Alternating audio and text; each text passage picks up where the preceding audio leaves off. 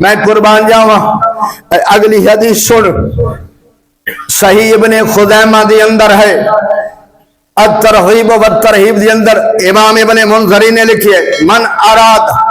ان تستجاب دعوتہ کہ جیڑا بندہ ارادہ رکھ دے کہ میں جیڑیاں دعاواں کرا اللہ قبول کردا جائے من اراد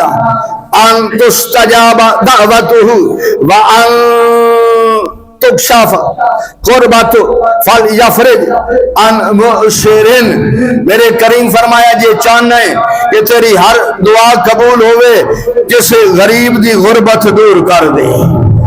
کسی غریب دی پریشانی دور کر دے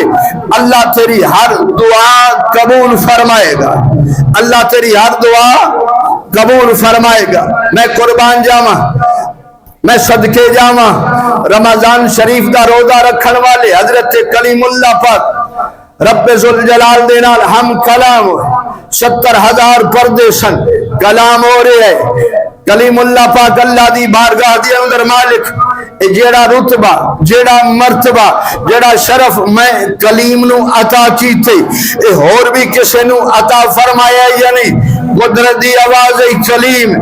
تیرے تے بڑا کرم بڑی مہربانی جڑا تن شرف عطا کیتے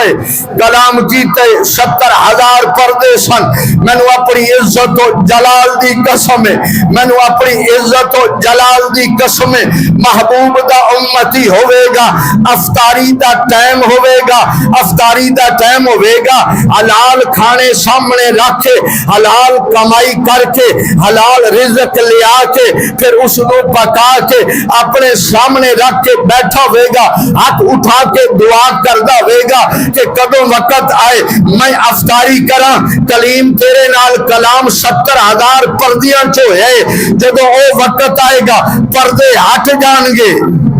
پردے ہٹ جان گے میں اپنے محبوب دے امتی تے اس طرح فضل تے کرم کراں گا میرے محبوب دا امتی اس وقت افطاری دے ٹائم دعا کردہ ہوئے گا درخت بھی درختوں دے پتے بھی زمین دے ذرے بھی پہاڑاں دے پتھر بھی پانیاں دے قطرے بھی آسمان دے ستارے بھی اور اس کائنات دی اندر جتنے فرشتے وہ بھی اور اس کائنات دی ہر مخلوق اس افطاری کرن والے دی دعا تے ہر مخلوق آمین آکھے گی میں رب دعا قبول کراں گا میں رب دعا میں قربان جاواں